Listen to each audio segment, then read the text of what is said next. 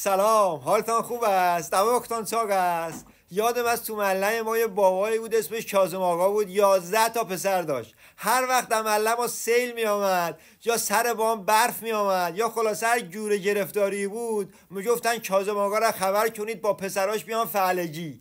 هر وقت جشن و مهمانی میشد میگفتن مبادا کاظم آقا را صدا کنید، 11 تا پسر دارد میان متخن مثلانن بیچاره ما میکنن.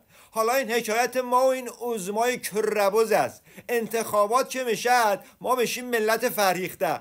موقع تقسیم پول و اختلاس و شغل و وام و لنباندن که میشد ما میشیم کاظم آقا و پسراش. خلاصه ببم جان، اگه این روزا دیدید یکی بهتان زل زده است، کف پاتان اماش میکند، یا دستش میارد سمت گلتاکتان بغلتان میکند، یا دویماج میذارد دهنتان، نترسین، طرف دل دیوانه نیست، کاندیدای استبل ولایت است، مخواد زودتر برد اونجا بخور ای تخته بفتد.